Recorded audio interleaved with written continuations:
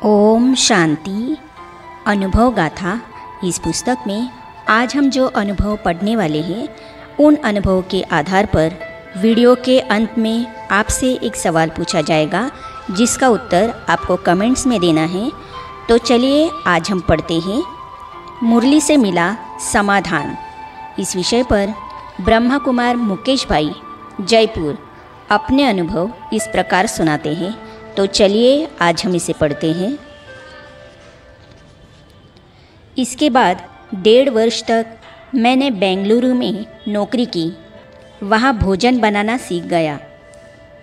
बेंगलुरु में एक मकान में 6 महीने किराए पर रहा। फिर 30 किलोमीटर दूर दूसरी जगह रहने गया।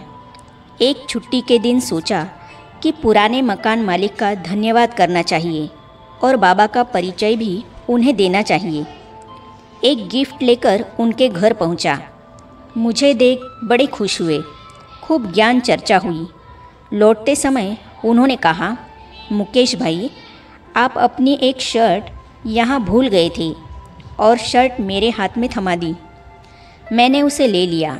घर लौटते समय जब बस की टिकट लेने के लिए जेब में हाथ डाला तो सिर्फ 2 रुपये निकले। बाकी खर्च हो चुके थे। मैंने कंडक्टर को 2 रुपये दिए और बस से वही उतर गया। घर जाने के लिए पैसे का इंतज़ाम कैसे हो, यह विचार चल रहा था। उस समय एक आदत सी थी कि मैं अपने पास उस दिन की मुरली हमेशा रखा करता था, क्योंकि हर समस्या का समाधान मुरली से मिल जाता था। वही चौराहे पर बैठकर मैंने मुरली पढ़ी, पर कोई जवाब नहीं मिला। मैंने कहा, बाबा, मुरली में तो कोई जवाब नहीं है। कोई अन्य साधन भी नहीं दिख रहा था जो उससे घर चला जाऊँ। फिर दोबारा मुरली पढ़ी और स्लोगन पर मेरा ध्यान एकाग्र हो गया, जो मुझे आज भी याद है। त्रिकालदर्शी बन हर कर्म करो तो सर्व समस्याएं स्वतः समाप्त हो जाएगी।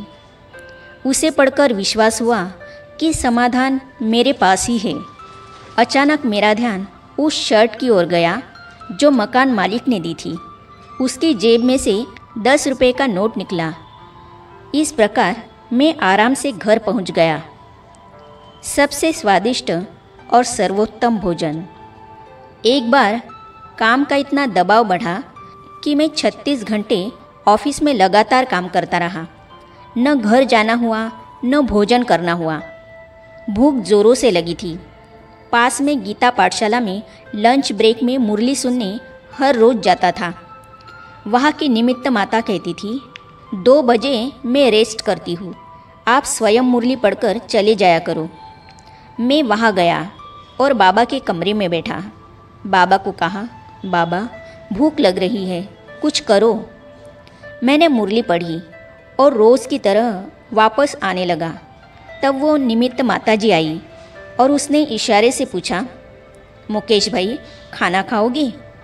मेरी हालत कुछ ऐसी थी कि ना हाँ कहते बनता था, न ही ना कह पा रहा था। मेरी आंखें नम हो गई, यह सोचकर कि बाबा इनके मुख से बोल रहा है। उन्होंने मेरा चेहरा पढ़ लिया और मुझे अंदर ले जाकर इतने प्यार से इतना अच्छा खाना खिलाया, जो मेरे जीवन का सबसे स्वादिष्ट तथा सर्वोत्तम भोजन था। लगभग 5 साल बाद वही माताजी 20-25 लोगों के ग्रुप के साथ जयपुर भ्रमण के लिए आई। तब मैं जयपुर में था। मैंने उनके प्रति अपनी कृतज्ञता व्यक्त करते हुए पूरी पार्टी के लिए ब्रह्मा भोजन का प्रोग्राम रखा और उन्होंने सहर्ष स्वीकार भी किया। एडवांस करोगे, एडवांस मिलेगा। बेंगलुरु में मैं जिस कंपनी में काम करता था वह बंद होने वाली थी। मैंने पढ़ा था कि यदि हम ईश्वरीय सेवा के प्रति एडवांस ध्यान रखते हैं तो बाबा भी हमारा एडवांस ध्यान रखता है।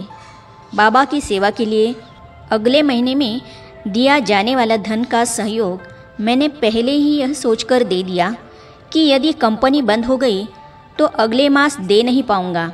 इसके बाद मैंने नई नौकरी की तलाश में जब फ़ोन लगाया तो पहले फ़ोन में ही नई नियुक्ति जयपुर में ही पक्की हो गई। जीवन में कभी कोई मुसीबत आ जाती तो बाबा को पत्र लिखा करता था और कहता था, बाबा 7 दिन के अंदर मुझे इसका हल चाहिए। हमारे एक मित्र परेशान थे, उनके लिए बाबा को पत्र लिखा और उन पर योग का प्रयोग किया। चौथे दिन ही वे समस्या मुक्त हो गए। आगे हम पढ़ेंगे ब्राह्मणों के हर कदम में पदम। तो इन अनुभवों को हम पढ़ेंगे अगली कड़ी में।